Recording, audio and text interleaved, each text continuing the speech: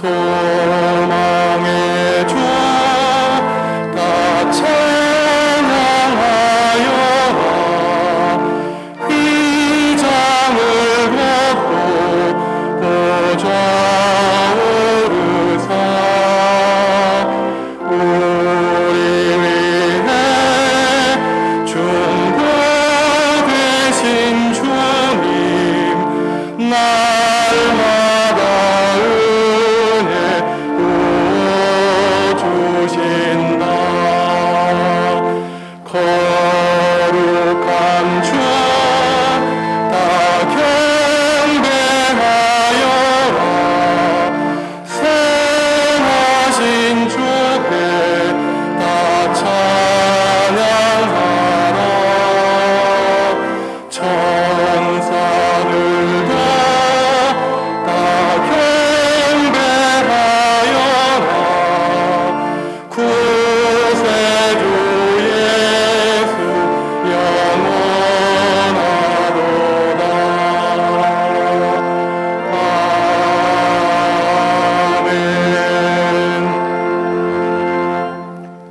오늘은 성령 강림절 후 셋째 주일입니다. 거룩하신 삼위일체 하나님께 영과 진리로 예배합니다.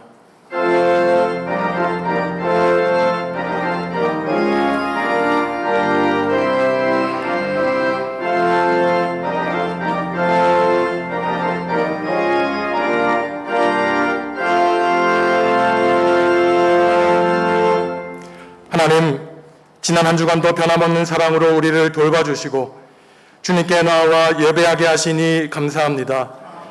이 시간 우리가 부르는 찬송이 오직 하나님만을 영화롭게 하며 우리가 드리는 기도가 하늘 보좌에 상달되게 하여 주옵소서. 우리가 드리는 예배 가운데 주님이 함께 하셔서 홀로 영광받아 주옵소서. 예수님의 이름으로 기원하옵나이다. 아멘. 하늘에 계신 우리 아버지, 아버지의 이름을 거룩하게 하시며 아버지의 나라가 오게 하시며 아버지의 뜻이 하늘에서와 같이 땅에서도 이루어지게 하소서. 오늘 우리에게 일용할 양식을 주시고 우리가 우리에게 잘못한 사람을 용서하여 준 것 같이 우리 죄를 용서하여 주시고 우리를 시험에 빠지지 않게 하시고 악에서 구하소서. 나라와 권능과 영광이 영원히 아버지의 것입니다. 아멘.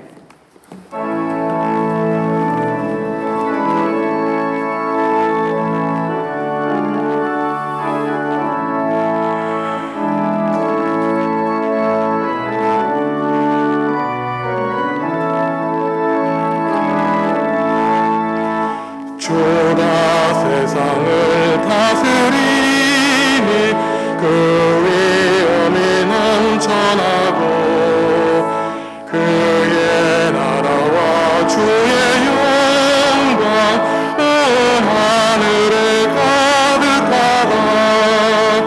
저 흉악한 마귀의 무리 다 멸망케 하시는 주 이 찬양을 주께 드리니 큰 영광을 받으소서. 주가 권능의 손으로서 이 세상을 창조하니 그의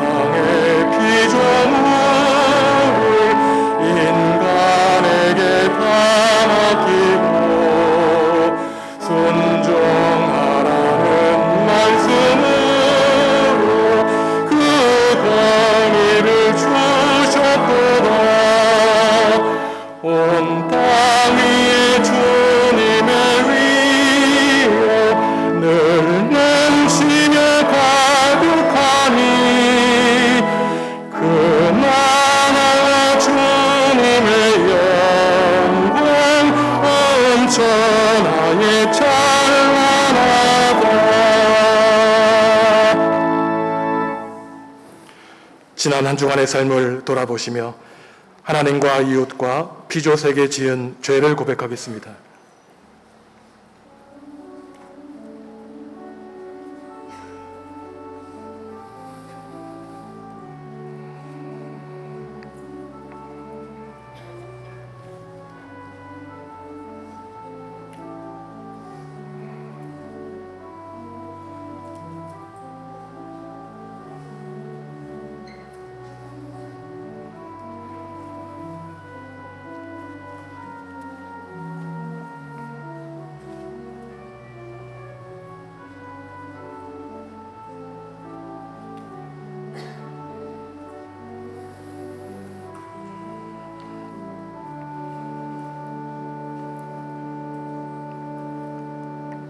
하나님이 우리에게 주시는 용서의 말씀입니다. 내 이름으로 일컫는 내 백성이 그들의 악한 길에서 떠나 스스로 낮추고 기도하여 내 얼굴을 찾으면 내가 하늘에서 듣고 그들의 죄를 사하고 그들의 땅을 고칠지라. 아멘. 나는 전능하신 아버지 하나님 천지의 창조주를 믿습니다. 나는 그의 유일하신 아들 우리 주 예수 그리스도를 믿습니다. 그는 성령으로 잉태되어 동정녀 마리아에게서 나시고 본디오 빌라도에게 고난을 받아 십자가에 못 박혀 죽으시고 장사된 지 사흘 만에 죽은 자 가운데서 다시 살아나셨으며 하늘에 오르시어 전능하신 아버지 하나님 우편에 앉아 계시다가 거기로부터 살아있는 자와 죽은 자를 심판하러 오십니다. 나는 성령을 믿으며 거룩한 공교회와 성도의 교제와 죄를 용서받는 것과 몸의 부활과 영생을 믿습니다. 아멘. 하나님이 일어나시니 원수들은 흩어지며 연기가 불려가듯이 그들을 몰아내소서.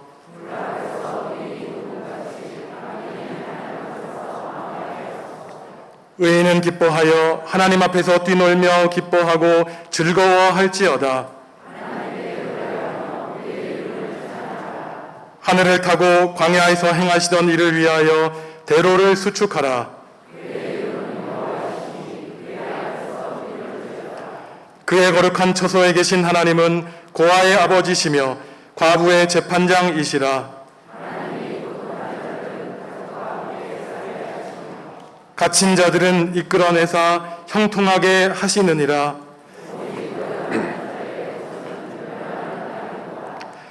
하나님이여 주께서 가난한 자를 위하여 주의 은택을 준비하셨나이다. 아멘.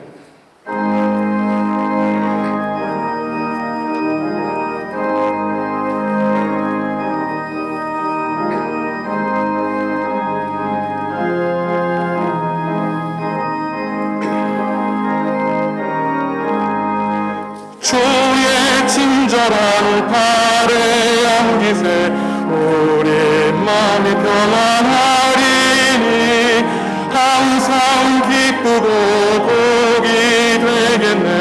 영원하신 발에 안기세 주의 발에 그 크신 발에 안기세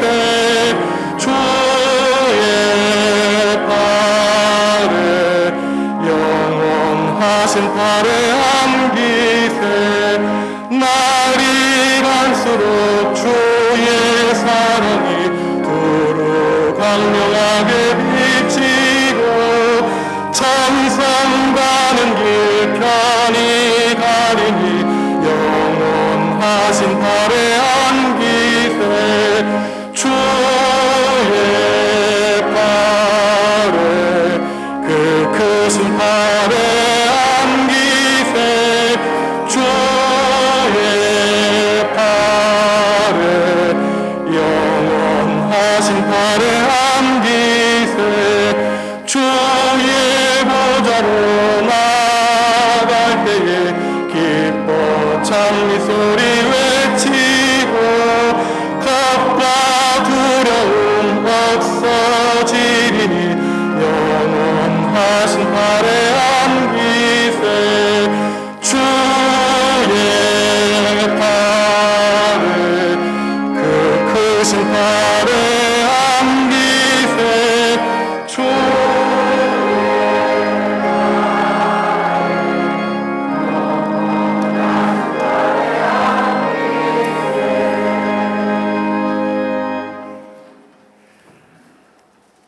오늘도 살아계셔서 역사하시며 우리의 생명의 근원 되시는 하나님 아버지, 그 크신 은혜와 사랑에 감사를 드립니다. 지난 한 주간도 하나님과 함께하는 삶을 살게 하시고 오늘도 하나님 품에 안기길 소망하며 주님 앞에 나왔습니다. 마음을 모두어 원하옵기는 허물 많은 죄인들을 긍휼히 여겨주시어 너희는 나의 아들 딸이다 하셨으니 다시금 안아주시고 품어주시어서 이 시간도 신령과 진리로 예배드리며 찬양 찬송 드리올 때 기쁘게 받아주시옵소서. 사랑의 하나님, 생명이 있는 것마다 푸르름과 함께 성장을 더해가는 희망의 6월입니다. 그러나 우리 민족에게는 지울 수 없는 상처와 아픔을 갖게 합니다. 간절히 바라옵기는 다시는 이 땅에 6.25와 같은 비극의 전쟁이 있지 않게 하시고 남과 북으로 갈라진 이 나라가 어서 빨리 통일의 길로 나아가게 하옵소서. 저 북녘 땅에도 잘못된 정권과 이데올로기가 속히 멸하게 하여 주셔서 자유가 회복됨으로 기도 소리와 찬송이 울려 퍼지게 하옵소서.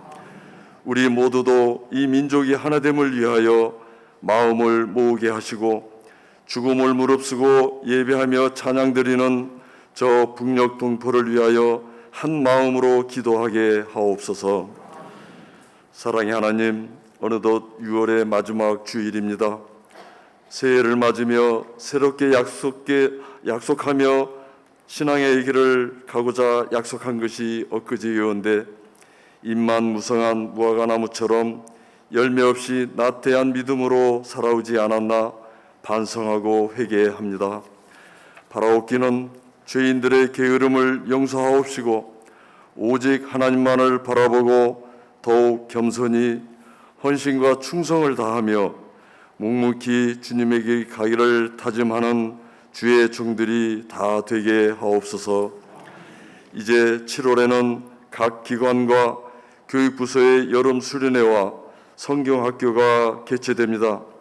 전 교회적으로 기도와 관심으로 준비하게 하시고 그로 인해 더한 영적 성장과 말씀으로 든든히 서는 교회 되게 하옵소서.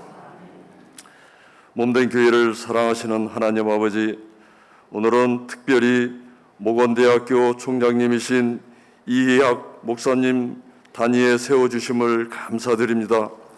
이 시간 주시는 귀한 하나님의 말씀으로 하나님 백성으로서 살아가기에 부족함 없는 영혼의 양식이 되게 하시고 우리 모두의 마음속 깊이 간직되는 생명의 말씀 되게 하옵소서.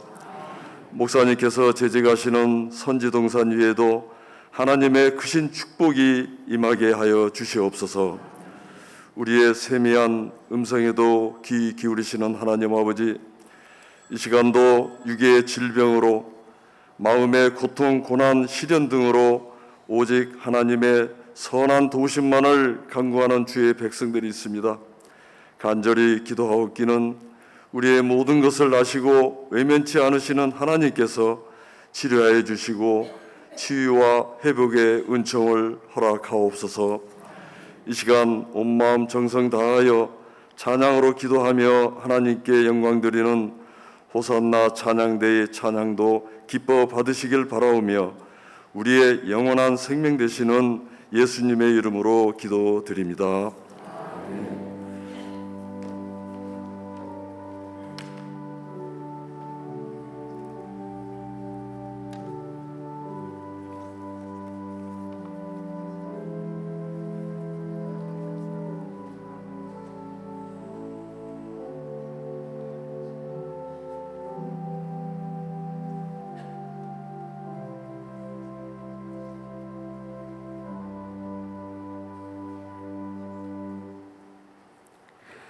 모세가 그의 장인 미디안 제사장 이드로의 양떼를 치더니 그 떼를 광야 서쪽으로 인도하여 하나님의 산 호렙에 이르매 여호와의 사자가 떨기나무 가운데로부터 나오는 불꽃 안에서 그에게 나타나시리니라. 그가 보니 떨기나무에 불이 붙었으나 그 떨기나무가 사라지지 아니하는지라. 이에 모세가 이르되 내가 돌이켜 가서 이 큰 광경을 보리라. 떨기나무가 어찌하여 타지 아니하는고 하니 그때 여호와께서 그가 보려고 돌이켜 오는 것을 보신지라. 하나님이 떨기나무 가운데서 그를 불러 이르시되 모세야 모세야 하시매 그가 이르되 내가 여기 있나이다. 하나님이 이르시되 이리로 가까이 오지 말라. 내가 선 곳은 거룩한 땅이니 내 발에서 신을 벗으라. 아멘.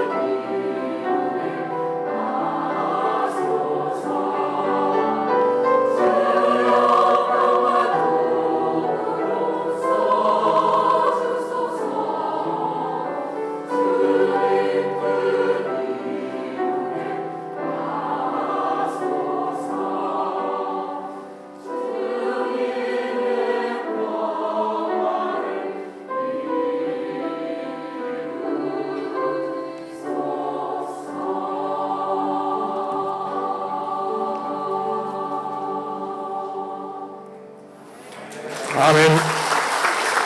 호산나 찬양대 은혜로운 찬양 감사합니다. 오늘 말씀을 전해 주실 이희학 목사님은 대전에 있는 모건대학교 총장으로 섬기고 계십니다. 오늘 우리의 떨기나무는 어디입니까? 라는 제목의 말씀을 전해 주실 때 많은 은혜 받으시기 바랍니다. 나오실 때 큰 박수로 환영해 주시기 바랍니다.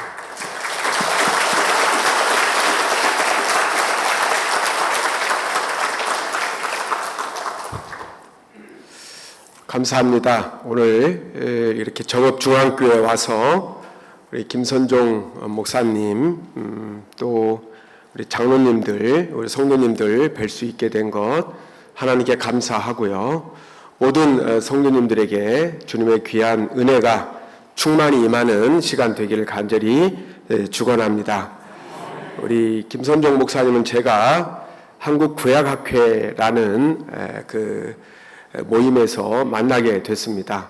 그곳에서 함께 임원으로 수고하면서 굉장히 성실하시고 또 학문적인 면에서도 굉장히 탁월하신 그런 업적을 갖고 있는 귀한 학자라는 것을 알게 됐습니다. 그런데 한 3년 전인가요? 이곳 정읍중앙교회 담임 목사로 초빙을 받고 오셨다고 그래서 한편으로는 또 걱정도 됐지만 또 이 정읍중앙교회는 큰 복이 된 줄로 믿습니다.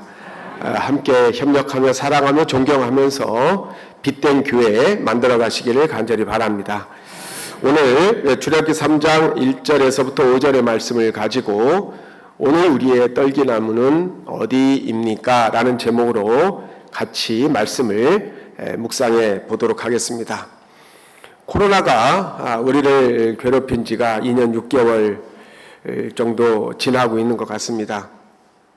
아직도 매일매일 통계를 보면 전국적으로 감염자가 나오고 있는 것을 보면 우리는 아직 코로나에서 완전히 벗어나지는 못한 상태에 있는 것 같습니다. 그래서 이것을 위드 코로나 시대에 살고 있다 이렇게 사람들은 이야기를 하고 있습니다.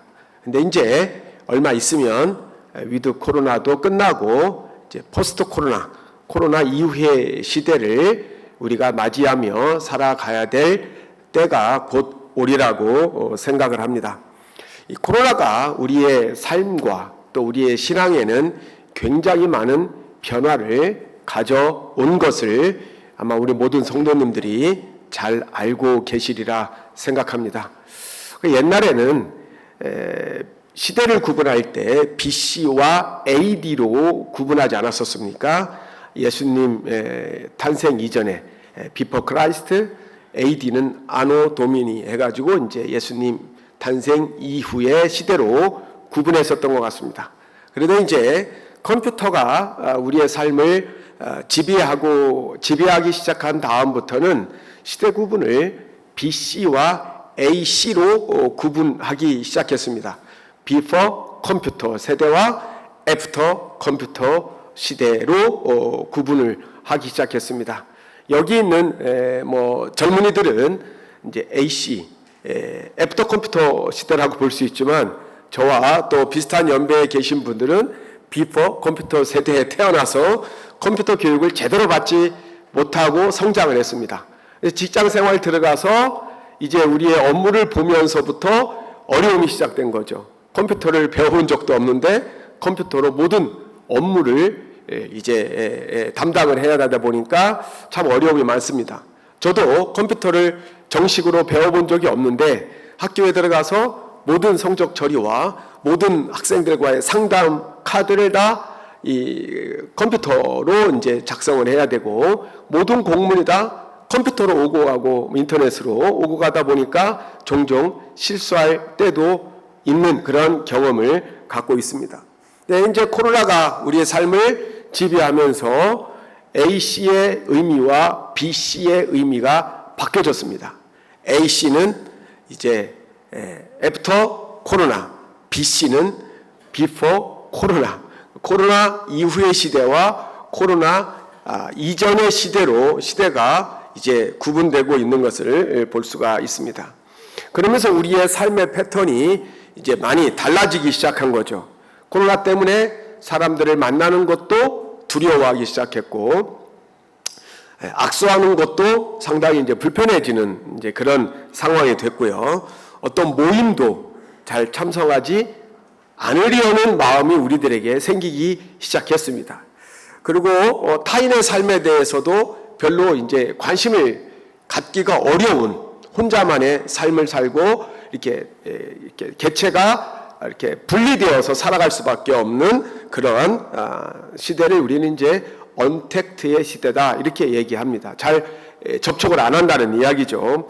뿐만 아니라 많은 대학생들은 한 2년에 걸쳐서 학교에 직접 가지 않고 대면 수업하지 않고 집에서 인터넷으로 수업을 들을 수밖에 없는 뭐 그런 상황이 됐고, 또 많은 분들은 또 시장에 직접 가지 않고 온라인으로 뭐 휴대폰으로 뭐 쿠팡을 통해서 어떤 다른 매체를 통해서 또 시장을 보는 그러한 이제 그 온택트의 삶을 살아가는 것이 굉장히 일반화되기 시작했다라고 볼 수가 있습니다. 이렇게 코로나와 함께 시작된 온택트의 시대와 함께 또 변화된 것은 뭐냐면은 우리 교인들의 신앙 생활도 많은 변화가 있게 됐습니다. 한동안 코로나가 창궐할 때는 정부에서 뭐 예배 자체를 드리지 못하게 했던 적도 있지 않습니까? 그리고 공무원이나 또 뭐 중요한 사기업 같은데 취직해서 다니시는 분들은 이제 주일날 예배를 가능하면 드리지 못하게 하는 뭐 강한 압력도 있는 분들도 있고, 또 건강이 좋지 않으신 분들은 대면 예배에 출석하는 것이 상당히 꺼려지고 불편해지고 가야 되나 말아야 되나 이제 고민하는 이제 그런 모습들 속에서 우리는 전통적인 대면 예배보다는 온라인 예배에 상당히 익숙해져 가고 있는 우리의 모습들을 발견하게 됩니다. 그러다 보니까 이제 교회에 어려움이 생기는 것은 이제 모이는 인원도 줄어들게 됐고요. 또 부모님을 따라서 교회에 오는 어린아이들, 주일학교 혹은 교회학교의 학생 수도 굉장히 줄어들 수밖에 없게 되고요. 또 소그룹 모임도 이제는 뭐 그 줌이나 팀즈나 이런 것으로 바꿔서 모임을 하게 되는 그런 모습도 우리는 알게 됩니다. 20세기 최고의 신학자 중에 한 사람이었던 폴 틸히라는 신학자가 있었습니다. 이분이 인류 역사에서 가장 비극이라고 볼 수 있었던 1차 대전과 2차 대전을 경험한 이후에 어떤 용어를 만들어냈냐면 흔들리는 터전이라는 용어를 만들어냈고 매우 유명한 책을 쓰게 됐습니다. 현대인들은 흔들리는 터전 위에 살게 되었다라는 뜻입니다. 자, 1차 대전과 2차 대전이 가져온 비극, 생명을 경시하는 인간의 그 무자비한 모습들, 뭐 이런 것들 속에서 인간은 이제 현대인들은 흔들리는 터전 위에 살 수밖에 없게 되었다. 뭐 이런 내용의 글이라고 생각을 합니다. 근데 오늘날 코로나 시대와 함께 시작된 한국 사회를 잠깐 진단해 보면 한국 사회를 혼돈에 빠뜨리고 있는 여러 가지 몇 가지 중요한 주제들이 있습니다. 동성애를 인정해야 되냐 말아야 되냐. 미국 같은 경우는 뭐 목회자 같은 경우도 동성애자를 안수를 줘야 되느냐 말아야 되느냐. 동성애자들이 군대에 갈 수 있느냐 없느냐. 이 동성애 문제가 전 세계를 강타하는 중요한 핫 이슈가 되었습니다. 그리고 성소수자들의 인권의 문제를 과연 어떻게 처리를 해야 될 것인가. 뭐 이런 심각한 문제도 생겼고요.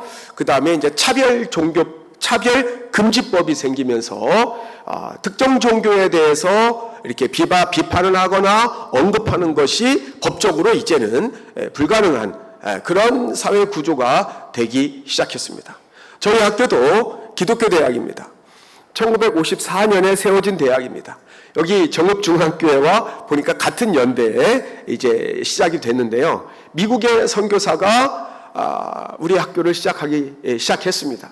그래서 모든 이제 체제가 기독교적인 시스템으로 되어 있습니다.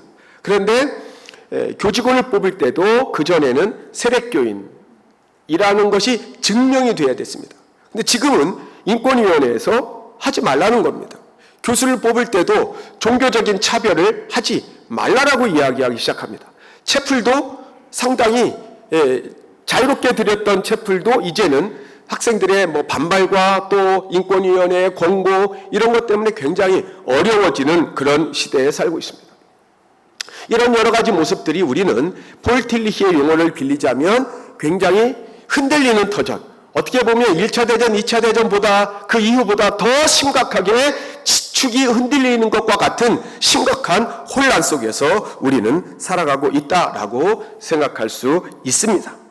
오늘 함께 예배드리는 정읍 중앙교회 성도 여러분, 오늘 이제 코로나를 극복하면서 그래도 마스크를 쓰고 대면 예배에 우리가 참석을 하게 되었는데, 코로나 시대를 지나면서 우리가 하나님 앞에 나아가서 진정으로 예배드리는 사람으로서 어떤 모습이 되어야 되느냐, 하나님 앞에 나아가는 예배자로, 또 하나님을 찬양하는 자로, 하나님을 주로 고백하는 자가 이 대면 예배에 나와서 하나님을 만나고 하나님께 경배를 드릴 때 어떤 신앙적 자세를 가져야 되는가라는 것을 오늘 본문 말씀을 중심으로 해서 함께 생각해 보겠습니다. 오늘 본문 말씀을 간단하게 요약해 보면, 이 출애굽기 3장의 말씀은 호렙산에서 모세가 하나님을 만나는 장면입니다. 하나님 입장에서 본다면 하나님께서 40년 동안 광야에서 양치기하며 불쌍하게 살아가던 모세를 만나주시고 그를 이스라엘 민족의 위대한 지도자로 삼아주시려는 그런 준비 단계, 이것이 바로 오늘 본문의 내용이라고 생각할 수 있습니다. 어느 날 40년 동안 양을 치던, 그것도 자기 양도 아니고 장인 어른인 이드로의 양을 치면서 참 비참하게 초라하게 살아가고 있던 모세에게 어느 날 놀라운 일이 일어나게 되었습니다. 미디안 광야 안에 있는 호렙산이 있었는데 그 호렙산에서 놀라운 광경을 목격하게 됩니다. 1절에 보면 호렙산 중턱에 이르렀을 때 한 떨기나무를 보았는데 그 떨기나무에서 불이 붙었는데 불이 타지 않는 거예요. 그 이상한 광경을 목격하게 됩니다. 그래서 모세가 이 신기한 모습을 좀 더 가까이 보기 위해서 가까이 가려고 했을 때 5절에 보면 하나님께서 다음과 같이 말씀하십니다. 모세야 모세야 이리로 가까이 오지 말라. 내가 서 있는 곳은 거룩한 땅이니 내 발에서 신을 벗으라 라는 음성을 듣게 됩니다. 성도 여러분, 모세가 이 떨기나무를 통해서 하나님을 만났다는 그 의미가 무엇인가 생각해 볼 필요가 있습니다. 그리고 하나님께서 모세를 향해서 신발을 벗으라. 네가 서 있는 곳은 거룩한 땅이니 신발을 벗으라고 왜 명령을 하셨을까? 이 두 가지 초점의 기준에서 말씀을 생각해 보도록 하겠습니다. 먼저 생각해 볼 말씀은 하나님께서 떨기나무 가운데 나타나셨다는 겁니다. 여러분들이 지금 떨기나무를 사진으로 보고 있으십니다. 떨기나무는 나무가 아니에요. 가시덤불입니다. 목재가 될 수가 없습니다. 이 떨기나무는 광야에서 흔히 볼 수 있는 가시덤불이에요. 목재로도 별로 사용되지 않을 뿐만 아니라 줄기가 아주 가늘고 가지가 많아서 보잘것도 없고 사람들에게 그렇게 유익한 나무로 주목을 받았던 나무가 아니었습니다. 키도 2m가 넘지 않는 작고 초라한 덤불에 불과합니다. 그리고 무슨 좋은 열매를 맺는 그런 나무도 아닙니다. 아니면 화려한 잎사귀를 제공해 주어가지고 광야 생활에 지쳐있는 사람들에게 그늘을, 안식처를 제공해 줄 수 있는 그런 좋은 나무도 아닙니다. 그런데 거룩하시고 위대하신 창조주 하나님께서 모세를 부르실 때, 모세를 만나실 때 이 볼품없는 초라한 가시덤불, 떨기나무를 통해서 왜 나타나셨을까 하는 사실입니다. 여기에 바로 오늘 본문 말씀의 첫 번째 신앙적 교훈이 있는 것입니다. 그리고 또 하나는 왜 하나님께서는 호렙산을 계시의 장소로 선택하셨을까 하는 내용입니다. 호렙은 히브리어로 황무지라는 뜻입니다. 여러분들 지금 호렙산을 보고 계십니다. 혹시 옛날에 성지순례가 한창 왕성할 때 호렙산에 갔다 오셨던 분은 있을지 모르겠습니다만은 나무가 거의 없습니다. 다 돌산입니다. 황량한 산입니다. 아주 척박한 산입니다.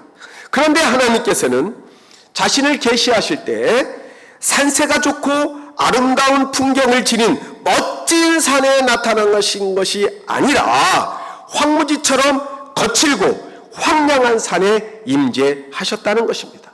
자신을 나타내실 때, 모세에게 자신을 나타내실 때 이렇게 초라한 떨기나무를 통해서, 이렇게 황량한 호렙산을 통해서 자신을 나타내신 것입니다. 웅장하고 거대한 애굽의 왕궁이나 멋들어진 신전에서 멋들어진 구름을 타고 나타나신 것이 아니라 매일매일 모세가 양을 치며 참 그 비참한 도망자의 신세로 양을 치며 생활하는 그 세속의 삶의 현장 한가운데, 그 초라한 떨기나무 가운데, 황무지 같은 호렙산 산 중턱에서 이 위대한 사건이 진행되었다는 사실입니다. 떨기나무와 호렙산이 주는 깊은 신앙적 의미를 깨닫는 귀한 시간 될 수 있기를 간절히 바랍니다. 떨기나무는 값비싼 나무가 아닙니다. 귀한 나무가 아닙니다. 사람들에게 인정받는 나무가 아닙니다. 이 나무는 광야에 널려있는 그냥 그런 가시 덤불에 불과합니다. 떨기나무가 세상에서 초라하고 인정받지 못하는 그런 가시덤불임에도 불구하고 하나님의 역사에서는 하나님의 계획을 성취하는 거룩하고 위대한 수단이 되었다는 사실이 바로 오늘 우리들에게 주는 귀한 신앙의 진리라는 내용인 것입니다. 유대 랍비들은 본문을 주석하면서 본문의 떨기나무를 뭐라고 정의했냐면 하나님의 자기 낮추심의 상징이다. 위대하고 거룩하신 하나님께서 하늘에만 계신 것이 아니라 이 땅의 초라한 모습으로 아주 초라한 떨기나무를 통해서 자신을 낮추셨다. 자신을 계시하셨다. 이런 내용입니다. 하나님께서는 초라한 떨기나무에 타지 않는 불꽃 속에서 아주 겸손하게, 창조스럽지 않게 아주 낮아지신 모습으로 모세를 만나고 모세를 불러주셨다는 사실입니다. 함께 예배드리는 성도 여러분, 오늘 우리의 떨기나무는 어디입니까? 하나님께서 낮고 낮은 모습으로 우리를 만나주시는 떨기나무는 어디입니까? 오늘 우리가 하나님을 만날 수 있는 호렙산은 어디입니까? 이 코로나 시대를 지나면서 우리의 삶의 터전이 많이 망가졌고 우리의 가치 기준도 많이 바뀌어졌는데 우리가 어디에서 어떻게 하나님을 만나고 하나님을 찬양하고 하나님께 경배드릴 수 있다는 것입니까? 위대하신 하나님, 창조주 하나님은 오늘도 우리의 삶의 현장, 초라한 삶의 현장, 딸기나무 같은 삶의 현장, 호렙산 같은 황량한 우리의 삶의 현장에 겸손하고 아주 낮아지신 모습으로 오늘도 하나님은 자신을 계시하고 있는 줄로 믿습니다. 거룩하신 하나님이 어떤 때는 갈등과 반목 가운데 신음하는 우리 가정에 떨기나무 같이 임하십니다. 어떤 때는 위대하신 하나님께서 우리 거룩한 사람들이 모여있는 것 같지만 실제로는 이 안에서 아기다툼하며 갈등하고 번민하는 상처받은 영혼들이 가득한 교회에 초라한 모습으로 하나님은 자신을 계시하십니다. 어떤 때는 내가 내 삶의 그 도구로 살아가고 있는, 수입의 도구로 살아가고 있는 우리 직장에 상사와의 갈등, 또 동료와의 갈등, 또 아래 직장인들과의 그 고통 속에서 신음하고 있는 우리의 그 직장에 하나님께서는 아주 초라한 모습으로 떨기나무 같이 호렙산에 나타나셨던 것 같이 오늘도 현존하고 계십니다. 어떤 때는 우리가 믿는 위대하신 하나님께서는 불쌍한 우리 자녀들의 모습을 통해서 이 코로나 시대에 자유롭지 못하며 방황하고 가치를 잃어버리며 또 그 또래 집단과도 제대로 어울릴 수 없는 이 코로나 시대에 방황하고 고민하며 번민하는 우리 자녀들의 얼굴의 모습 통해서, 그들의 삶의 모습을 통해서 우리로 하여금 하나님을 만나도록 요청하고 계시다는 사실입니다. 어떤 때는 코로나 때문에 삶의 현장이 무너져버리고 또 삶의 터전이 무너지고 또 그 직장 생활이 무너지고 고통받고 신음하며 어떤 어떻게 살아가야 될까 고통하며 신음하는 우리 주변의 이웃들에게 그들의 모습을 통해서 우리 주변의 연약한 자들을 통해서 하나님은 자신을 계시하시며 우리로 하여금 그 음성을 듣도록 요청하고 있는 줄도 모르겠습니다. 어떤 때는 교회에 가고 싶지만 여러 가지 문제로 교회에 가지 못하고 초라한 모습으로 컴퓨터를 켜고 휴대폰으로 예배드리는 우리에게 거룩한 하나님께서 나타나셔서 우리로 하여금 하나님을 만나게 하시고 아무개야 내 신발을 벗고 나를 만났으면 좋겠다 라고 요청하고 계시는 것입니다. 현대 철학자 중에 콜린 데이비스 레비나스라는 사람이 있습니다. 이 사람이 한 이야기를 잠깐 인용해 보겠습니다.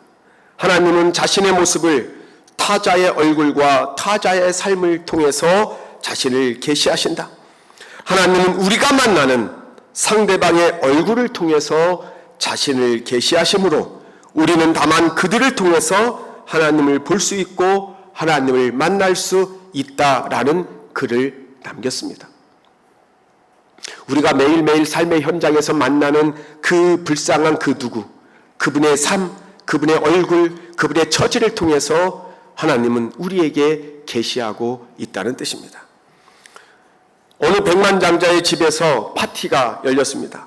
포도주를 나르던 하인이 실수해가지고 포도주잔을 깨트리는 바람에 벽에 얼룩이 지고 말았습니다. 주인이 화가 났습니다. 그래서 자기가 초청했던 손님들을 데리고 다 사냥하러 나가게 됩니다. 그때 한 사람이 남아서 이 울고 있는 하인에게 붓과 물감을 가져다 달라고 요청하게 됩니다. 그리고 이분이 그 얼룩진 벽에다가 열심히 그림을 그리기 시작했습니다. 시간이 어느 정도 지난 다음에 주인이 사냥해서 돌아오고 그 벽을 바라보고는 깜짝 놀랐습니다. 그 얼룩졌던 벽이 아름다운 한 폭의 그림으로 바뀌어져 있었기 때문입니다. 그 그림이 바로 여러분들이 지금 보시는 귀스타프 쿠르베라는 사람이 그린 쫓기는 사슴이라는 작품입니다. 이 쿠르베는 얼룩진 벽에다 대고 아주 멋들어진 그림을 만들므로써 주인을 놀라게 했고 많은 사람들에게 기쁨을 가져다 주었다는 일화가 있습니다.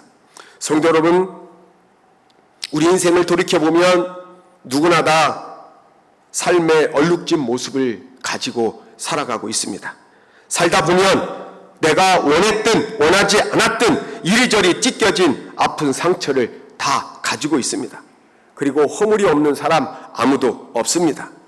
어떻게 보면 우리의 허물과 우리의 죄악과 우리의 그 더러운 모습을 우리는 감추면서 다른 사람이 보지 못하게 하면서 살아가고 있는지도 모르겠습니다. 어떻게 보면 광야에 던져진 떨기나무 같이 초라하고 불쌍하고 상처난 자랑할 것 없는 가시덤불과 같은 우리의 인생이라고도 볼 수 있습니다. 그런데 좋으신 하나님께서는 하늘에만 계시지 않고 황무지 같은 우리의 인생 한가운데로 내려오셔서 상처와 허물과 연약함이 가득한 우리의 인생 한가운데로 오늘도 찾아오고 계십니다. 그래서 하나님은 떨기나무 같은 우리를 아름다운 한 폭의 그림 같은 인생으로 만들어주시고 여러분들을 정읍중앙교회의 좋은 일꾼으로 선택해 주신 줄로 믿습니다. 성도 여러분, 광야에 보잘것없는 떨기나무에서 하나님을 만났던 모세처럼 연약하여 쓰러지고 매일매일 넘어지며 상처투성이가 된 우리의 삶의 현장에서 그리고 코로나에 대한 두려움과 아픔을 가지고 살아가면서 우리의 삶의 현장 한가운데로 내려오신 하나님을 만나시고 하나님의 음성을 들으시고 교회를 부흥시키는데 크게 역할을 감당하는 교회의 기둥들이 될 수 있기를 간절히 축원합니다. 초라한 떨기나무에 나타나셨던 하나님, 지금도 떨기나무같이 살아가는 우리에게도 현존하십니다. 그리고 2절의 말씀처럼 떨기나무에 붙은 불이 사라지지 아니하는 것처럼 오늘도 죄악 속에서 살아가는 우리에게 찾아오셔서 우리를 떠나지 아니하시고 임마누엘 되시는 하나님으로 우리의 삶에 현존하는 줄로 믿습니다. 하나님은 타락하고 단점투성이인 우리를 선택해서 하나님의 자녀로 삼아 주신 줄로 믿습니다. 3절에 보면 모세와 하나님의 만남, 그리고 이 타지 않는 불꽃 가운데서 모세가 하나님의 음성을 듣고 하는 이 모든 장면을 뭐라고 그랬냐면 큰 광경이다 라고 설명했습니다. 영어 성경을 보면 strange sight, 신기한 광경이다 라고 얘기했습니다. 한번 우리가 돌이켜 봅시다. 살인자 모세 광야로 도망갔습니다. 장인 이드로의 양떼를 매일매일 40년간 초라하게 양을 치며 살아가고 있던 그 모세를 하나님이 불러서 위대한 민족의 지도자로 삼아주시는 장면, 얼마나 멋들어진 광경입니까? 얼마나 위대한 광경입니까? 얼마나 큰 광경이 되겠습니까? 이 자리에서 함께 예배드리는 정읍중앙교회 성도 여러분, 하나님께서 여러분들을 이렇게 멋들어진 광경으로 만들어 주실 줄로 믿습니다. 모세의 삶을 멋지고 위대하고 커다란 광경으로 만들어 주셨던 것처럼 황무지 같은 우리였지만, 딸기나무 같은 우리의 삶이지만 여러분들을 선택하셔서 여러분들의 삶이, 여러분들의 인생이 이렇게 큰 광경이 될 수 있기를 간절히 축원합니다. 그게 두 번째로 5절에 보면, 4절과 5절에 보면 하나님께서 모세에게 얘기합니다. 모세야 모세야, 가까이 오지 마라. 네가 서 있는 곳은 거룩한 땅이니 내 발에서 신을 벗어야 돼. 하나님 모세를 불러주셨어요. 그런데 모세가 하나님을 더 가까이 만나기 위해서 모세가 해야 될 일이 있다는 거예요. 그건 뭐냐? 신발을 벗으라는 거예요. 너의 신발을 벗어라. 여기에는 매우 중요한 신앙의 상징적 의미가 들어있습니다. 세 가지 정도로 생각해 볼 수가 있습니다. 첫 번째로는 모세야, 신발을 벗으라는 뜻이 무슨 뜻이냐? 너 이제부터는 하나님을, 창조주 하나님을 너의 삶의 주인으로, 참된 주인으로 삼아야 된다. 이런 의미가 들어있는 거예요. 그동안 네가 목자로서 신었던 40년 동안 신었던 신발 벗고 이제 나에게 가까이 올 때 신발을 벗고 나를 만나야 돼. 하나님을 창조주 하나님으로, 절대자로, 삶의 주인으로, 인간의 생사 화복을 주관하는 하나님으로, 주인으로 인정해야만 한다. 그 전에 너는 신발 벗어야 돼. 그런 의미가 이 안에 들어있습니다. 우리 김선종 목사님은 프랑스 스트라스부르 아주 멋들어진 고도에서 공부를 하셨습니다. 저도 독일에서 공부하는 동안에 이제 스트라스부르를 한번 방문할 수 있는 기회가 있었습니다만은 저는 독일 베를린에서 10년 동안 공부를 했던 적이 있었습니다. 독일 사람들과 이렇게 사귀어 보면 참 어렵습니다. 이게 외국인과 이 진짜 진심 어린 관계를 맺는다는 게 이 문화적인 차이도 있고 생각의 차이도 있고 뭐 삶의 양식이 워낙 달라서 참 어려운데요. 그들과 사귀면서 불편한 문화가 하나 있었습니다. 그건 뭐냐면 독일 사람들이 이제 독일 친구들이 한 학기에 한 번 정도 저희 집에 와서 공부를 했던 적이 있었습니다. 근데 독일 사람들은 신발을 안 벗어요. 집에서도 신발을 그냥 신고 살아요. 그 신발을 이렇게 실내화로 갈아 신는 문화가 아니라 바깥에서 신던 신발, 경우에 따라서는 뭐 개똥도 밟았던 그 신발을 신고 들어와서 그냥 안방에서 다니는 거예요. 거실에 다니는 거예요. 그러니 그런 신발을 신고 우리 집에 들어오는 다음에는 이제 저와 저희 집사람이 굉장히 힘든 거예요. 그 물걸레질을 해야 되잖아요. 다 닦아내야 되잖아요. 거기서 눕고 자고 앉고 뭐 할 수가 없잖아요. 더군다나 저희 그때 아기가 하나, 어린아이가 하나 있었는데 겨다니고 이러는데 그거 어떻게 됩니까? 그래서 그 다음부터는 이제 저희 집에 오는 독일 친구들한테 제가 이제 이렇게 좀 구차하게 요청을 합니다.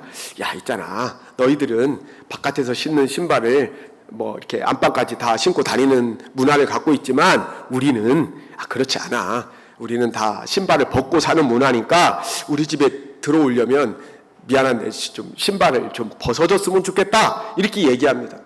그러면 독일 사람들이 세 가지 반응이 나타납니다. 그래? 그러면 신발 당연히 벗어야지 하고 신발을 기꺼이 벗는 친구들이 있습니다. 이 친구들은 누구예요? 좋은 친구들이에요. 그렇죠? 마음이 좋은 친구예요. 마음이 선한 거예요. 그리고 저를 진짜 친구로 생각하는 사람들입니다. 외국인이지만 너의 문화를 내가 인정한다. 그런 뜻에서 신발을 아주 그냥 기꺼이 벗고 들어와요. 어떤 친구들은 인상을 찌그러뜨리면서 야, 꼭 신발을 벗어야 되냐? 투덜투덜 하면서 신발을 벗기는 하는데 별로 그렇게 좋아하지 않는 친구들이 있어요. 이 친구들 어떤 사람이에요? 별로 마음이 안 좋은 친구들이에요. 근데 어떤 친구들은요, 그냥 신발을 신고 들어와요. 제 말을 무시해버려요. 못 알아들은, 독일어를 못 알아듣는 척하고 그냥 신발 신고 들어오는 친구들이 있습니다. 이 친구들은 누구예요? 나쁜 친구들이에요. 그렇죠? 저를 인정하지 않는다는 것입니다. 무슨 얘기입니까? 저의 요구를 받아들이고 저의 문화를 인정하고 저를 외국인이지만 인격적으로 받아들이는 친구, 이 집의 주인은 저라는 것을, 외국인이라는 것을 인정하는 친구만 신발을 벗고 저희 집에 들어오게 되어 있다는 겁니다. 성도 여러분, 삶의 어떠한 환경에 처해 있다 할지라도 기쁘거나 슬프거나 출세할 때나 넘어질 때나 하나님을 인생의 주인으로 인정하는 자만이 하나님 앞에 나올 때 자신의 더러운 신발을 벗는 줄로 믿습니다. 독일 사람들이 외국인으로 살아가던 저를 인격적으로 인정해 줄 때만 기꺼이 신발을 벗고 저희 집에 들어올 수 있는 것처럼 우리가 하나님께 나아갈 때, 하나님께 예배자로 나아갈 때, 찬송자로 나아갈 때, 기도자로 나아갈 때 하나님을 하나님으로 인정하는 자만이 세상에서 신었던 가치 기준을 벗고 자신의 신발을 벗고 하나님이 요청하는 말씀에 응답할 줄로 믿습니다. 예배드리러 나올 때 어떻게 세상에서 신었던 가치관과 그 신발을 그대로 신고 하나님 앞에 나올 수 있겠습니까? 우리가 세상에서 신었던 신발을 벗어야 될 줄로 믿습니다. 두 번째로는 신발을 벗어라라는 것은 뭐냐? 겸손하라는 거예요. 교만 떨지 말라는 거예요. 교만을 그 헬라어로 휘브리스라고 그럽니다. 휘브리스라는 게 뭐냐면은 자기 높임이에요. 스스로 잘났다는 거예요. 하나님의 위치에 자기 자신을 올려놓는 행위, 이것을 우리는 교만이다라고 얘기합니다. 교만한 사람은 어떤 사람입니까? 다른 사람을 무시하는 거예요. 인정하지 않는 거예요. 하나님을 두려워하지 않는 거예요. 다른 사람을 인정하지 않는 사람 뭐예요? 교만한 사람입니다. 그리고 교만한 사람은 누구냐? 자신이 갖고 있는 별것 안 되는 경험, 삶의 경험이 절대가치예요. 그거밖에 없어요. 그리스 신화를 보면 프로크라테스라는 인물이 나옵니다. 이 프로크라테스는 어떤 사람이냐? 그리스 아테네 근처에 아티카라는 마을이 있었는데 거기서 살고 있었던 매우 큰 부자였다고 합니다. 근데 그에게는 멋들어진 침대가 하나 있었습니다. 저 그림에는 그렇게 멋들어진 침대처럼 보이지는 않지만 금은 보화가 가득 달려있는 침대가 바로 이 프로크라테스가 갖고 있었던 침대라는 것이에요. 사람들이 이 침대를 보기를 원하는 거예요. 보니까 너무나도 화려하고 너무나도 멋들어진 거예요. 사람들이 그 프로크라테스의 침대에 눕기 시작합니다. 누우면 침대라는 게 그렇지 않습니까? 보통 사람의 키나 몸무 체구보다는 좀 작잖아요. 크잖아요. 여기 침대가 크잖아요. 그러면 이제 4명의 거구가 나타나서 그 사람을 사지를 찢어대기 시작합니다. 사지를 끌어당겨가지고 침대에 맞춘다는 뜻이에요. 살아날 사람이 아무도 없다는 뜻입니다. 어떤 경우에는 뚱뚱하거나 키가 큰 사람이 혹시 저 침대에 누우면 발을 칼로 잘라버립니다. 옆구리를 칼로 도려내기 시작합니다. 침대에 맞추는 거예요. 그래서 프로크라테스라는 얘기는, 프로크라테스의 침대라는 얘기는 획일화된 절대 기준을 가지고 자기만이 옳다라고 주장하는 사람, 이 사람을 빗대어서 프로크라테스의 침대라고 이야기하는 것입니다. 성도 여러분, 신앙적으로 겸손한 사람은 누구입니까? 이 프로크라테스의 침대를 갖고 있지 않는 사람입니다. 반대로 신앙적으로 교만한 사람은 누굽니까? 프로크라테스의 침대에 의존해서 자기의 주장과 신앙과 생각을 절대화하는 거예요. 자기가 만난 하나님의 경험이 다라는 얘기예요. 자기가 어렸을 때부터 이 교회를 40년, 50년 출석했기 때문에 우리 교회는 이래야만 해. 변화를 모르는 거예요. 시대는 바뀌어가고 있는데 교회는 고리타분한 옛날 이야기만 하고 이게 뭐예요? 프로크라테스의 침대 안에 갇혀있는 사람이라는 뜻입니다. 하나님께서 모세에게 너의 신발을 이제 벗어라 라고 명령한 것은 40년 동안 왕궁에서 신었던 그 신발, 40년 동안 목자로서 신었던 그 신발 절대 하지 말라는 거예요. 이제 하나님의 사람으로 바뀌어져야 하는데 언제까지 목자의 신발을 신고 왕자의 신발을 신고 80년 동안 네가 갖고 있었던 그 가치가 절대적인 거라고 착각하느냐 말이에요. 벗어 던져라. 벗어라. 그 신발을 벗어라. 하나님께서 원하시는 삶의 가치 기준, 신앙의 가치 기준으로 바뀌어야 된다. 그런 의미가 이 안에 들어있습니다. 그래서 마지막 세 번째로는 모세에게 신발을 벗으라고 명령한 것은 옛 신발을 벗고 새로운 신발을 신어야 된다라는 명령이 이 안에 들어있는 것입니다. 모세는 하나님을 만나기 이전에 40년 동안 애굽에서 왕자로서 권력의 신발을 신고 있었습니다. 근데 민족의 지도자가 될 사람이 권력의 칼을 휘두르면 되겠습니까? 벗어 던지라는 거예요. 그리고 40년 동안 양을 치면서 목자로서 초라하게 신었던 그 신발도 벗으라는 거예요. 이제는 하나님의 종으로서 민족의 지도자로서 신앙의 지도자로서의 새로운 신발을 신으라라는 것이 오늘 본문 속에 들어있는 귀한 의미가 되겠습니다. 남자들은 다 아시겠지만 우리가 군대 들어가면 훈련소에서 첫 번째 하는 일이 무엇입니까? 부모님들이 안 보이는 순간 그때부터 이제 막 군인들이 험상궂은 모습으로 바뀌지 않습니까? 목소리 톤도 바뀌면서 옷 다 벗고 신발 다 갈아 신으라는 거예요. 군화로 신으라는 거예요. 왜? 군인은 세상에서 신던 신발 신지 말고 군화를 신어야 훈련을 받고 전쟁에 임할 수 있다는 뜻 아니겠습니까? 다른 운동선수들 다 똑같지 않습니까? 그 운동에 적합한 신발을 신고 운동을 해야 실력을 발휘할 수 있는 것 아니겠습니까? 저희 학교 뒷산에 등산로가 하나 있습니다. 운동화를 신다가 어느 날 제가 등산화를 사가지고 등산을 해보니까 그렇게 좋을 수가 없어요.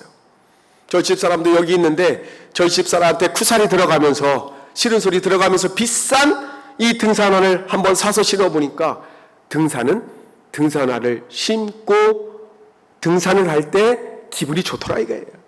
운동화보다는 등산화를 신어야 되겠죠. 무슨 뜻입니까? 신발을 벗으라는 것은 모세가 신었던 옛날에 그 살인자의 신발 벗고 목자의 신발 벗고 하나님의 종으로서의 새로운 신발을 신어라, 이 뜻이 이 안에 들어있는 것입니다. 사도 바울 보세요. 예수 그리스도를 만나기 전에 어떻게 했습니까? 예수 그리스도를 믿는 그리스도인들을 옥에 가두면서 앞장섰던 사람이고 율법의 신발을 신고 율법의 기준으로 자기 의의 신발을 신었던 사람이 바로 사도 바울이었습니다. 사울이었습니다. 그런데 그가 예수 그리스도를 만나고 복음을 전하는 사람이 되는 순간 자기 부정의 신발을 신습니다. 그리고 겸손의 신발을 신습니다. 그리고 순종의 새로운 신발로 갈아 신을 때 하나님께서 그를 위대한 전도자로 삼아 주신 줄로 믿습니다. 이 자리에 함께 예배드리는 성도 여러분, 말씀을 정리하겠습니다. 오늘 우리가 만날 수 있는, 하나님을 만날 수 있는 떨기나무는 어디입니까? 교회일 수도 있고 직장일 수도 있고 우리의 삶의 가정일 수도 있고 우리가 만나는 이웃일 수도 있습니다. 우리 자녀의 모습 속에서도 우리는 하나님을 만날 수 있습니다. 그 떨기나무 같은 그 속에서 하나님의 음성을 듣고 하나님의 요청에 응답하고 힘을 얻고 용기를 얻고 전진할 수 있는 성도들이 될 수 있기를 간절히 축원합니다. 그리고 프로크라테스의 침대를 벗어 던져버리고 하나님께서 주시는 새로운 신발을 신고 이 지역사회를 위해서 복음을 위해서 힘쓰고 애쓰는 모든 성도들이 될 수 있기를 간절히 축원합니다. 하나님께서 오늘도 우리들에게 질문하고 계십니다. 당신의 신발을 벗으시겠습니까? 당신의 신발을 벗으시겠습니까? 아멘으로 화답하는 모든 성도들 될 수 있기를 간절히 축원합니다. 기도하시겠습니다.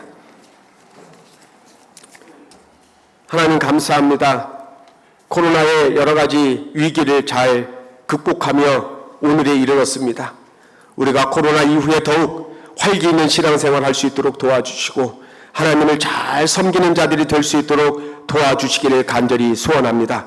떨기나무 같은 호렙산 같은 우리의 초라한 삶의 현장에 임재하시는 하나님을 만나고 하나님의 음성을 들을 수 있도록 도와주시고 너의 신발을 벗으라는 하나님의 음성을 듣고 복음의 신발로 갈아 신는 저희들 될 수 있도록 축복하여 주시옵소서. 예수님의 이름으로 감사하며 기도하옵나이다. 아멘.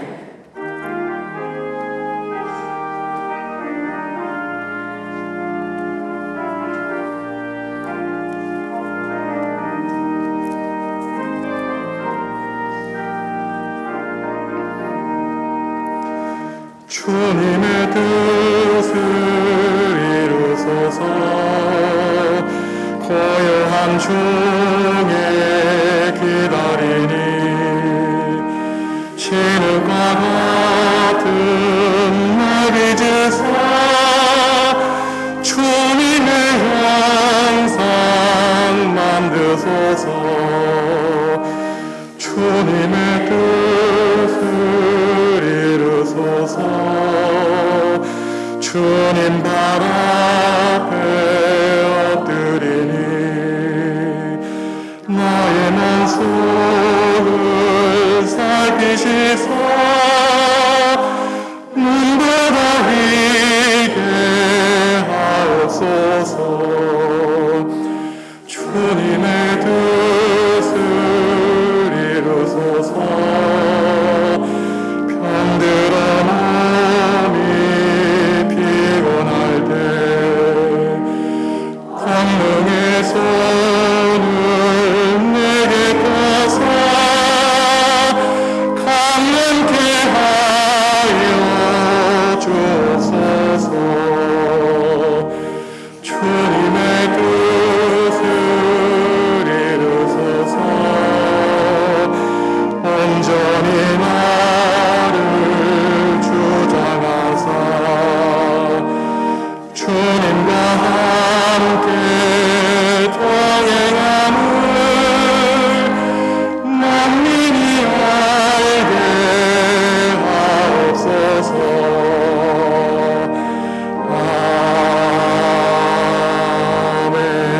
아멘. 준비하신 예물 드립니다.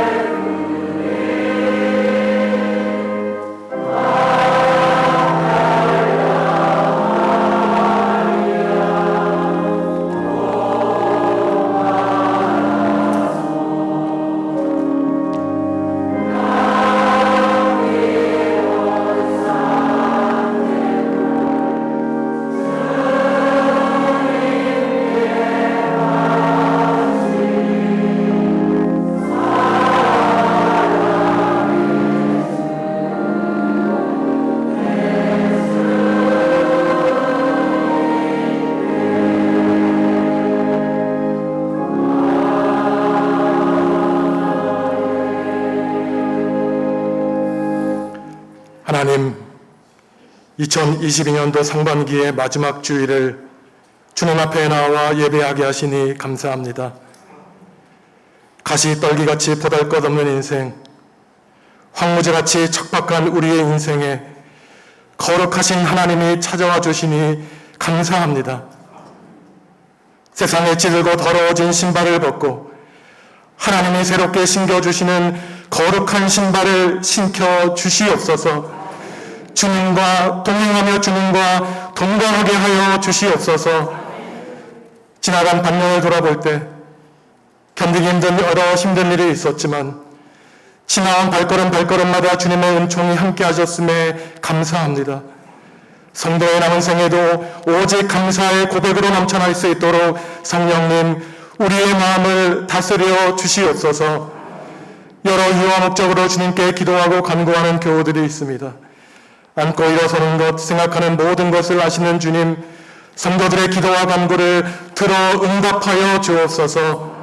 질병으로 고통 가운데 있는 교우, 경제적으로 어려움에 신경하는 교우, 학업과 진로의 문제로 애쓰는 교우들이 있습니다. 주님이 생명 주시고 주님이 세상에 보내셨으니 주님이 책임져 주시고 주님이 붙들어 주시옵소서. 7월부터 영합으로부터 청년부까지 여름 성경학교와 수련회를 진행합니다. 각 부서와 기관의 모임과 수련회도 준비하고 있습니다. 성령께서 함께 하셔서 하나님을 더 깊이 알아가는 은혜의 시간 되게 하여 주옵소서. 자녀들과 모든 성도들이 하나님의 뜻을 발견하고 앞만 바라보고 매진하게 하여 주시옵소서. 미래를 향해 나아가는 정업정한 교회 될 수 있도록 성령님 역사하여 주시옵소서. 방길래 집사님, 우리와 함께 믿음의 길을 걷다가 하나님의 부르심을 받고 천국에 안아주시니 감사합니다. 믿음으로 병마와 싸워 이기게 하시니 감사합니다. 사랑하는 남편에게 구원의 복음을 전하게 하시니 감사합니다. 새 아들의 가정도 주님의 복음을 받아들여 모든 가족이 구원을 얻는 놀라운 은혜의 역사를 일으켜 주시옵소서. 슬픔 가운데 있는 자녀들, 손주들을 위로하여 주옵소서. 이양 목사님을 통해 은혜의 말씀 주신 주님께 감사합니다. 모건대학교의 총장으로 후학을 양성하고 한국교회를 위해 섬기실 때 건강 허락하여 주시고 하나님의 능력의 영이 목사님과 가정과 모건대학교에 충만하게 하여 주시옵소서. 주님께 예물 드립니다. 주님께 받은 사랑에 감사하여 바칩니다. 우리를 불러주시고 우리를 구원해 주신 은혜에 감격하여 드립니다. 기쁘게 받아주시고 주님을 사랑하는 성도들에게 하늘의 한없는 복과 은혜를 내려 주시옵소서. 예수님의 이름으로 기도합니다. 아멘.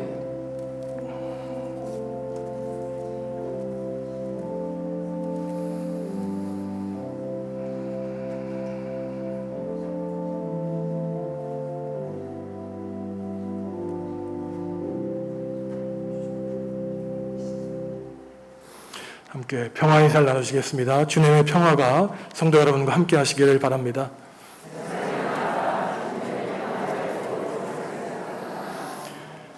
오늘 말씀을 전해주신 이양 목사님께 감사를 드립니다.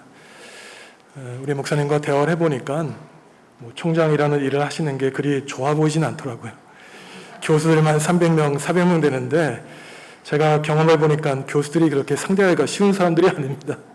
우리 총장님 건강 지켜주시고 또 이 어려울 때에 후학들을 양성하시고 한국교회를 위해 섬기실 때에 하나님의 크신 복과 은혜 능력이 함께 하시기를 간절히 바랍니다. 다시 한번 큰 박수로 우리 감사합니다.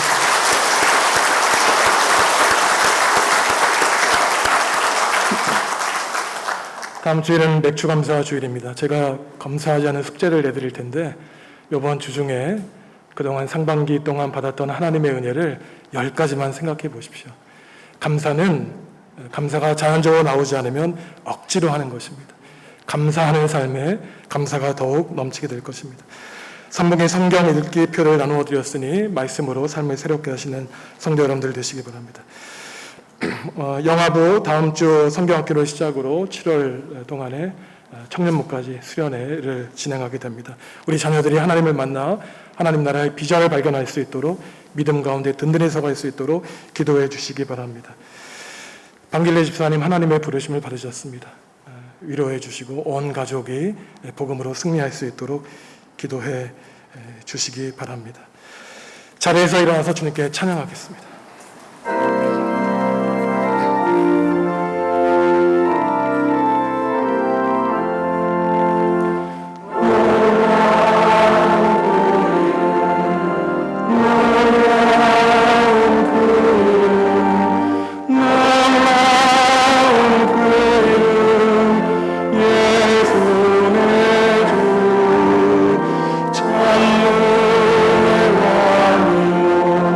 나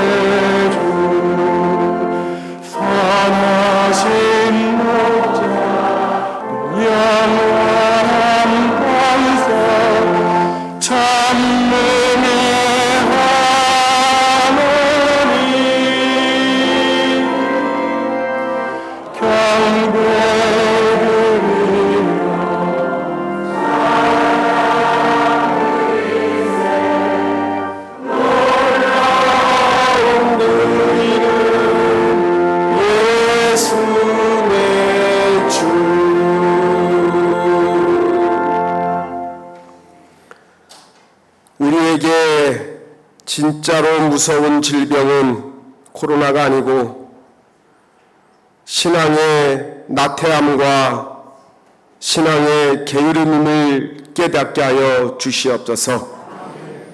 이제는 전업중앙교회 머리가 되시는 예수 그리스도의 놀라우신 은혜와 우리를 끝까지 한없이 사랑하시는 하나님 아버지의 넓고 크신 사랑과 오늘 우리로 하여금 신발을 벗도록 요청하시는 성령님의 감화감동 함께 하시니 이 자리에 고개 숙인 당신의 사랑하는 자녀들 머리머리 위에 이제부터 영원히 함께 계시기를 간절히 축원하옵나이다.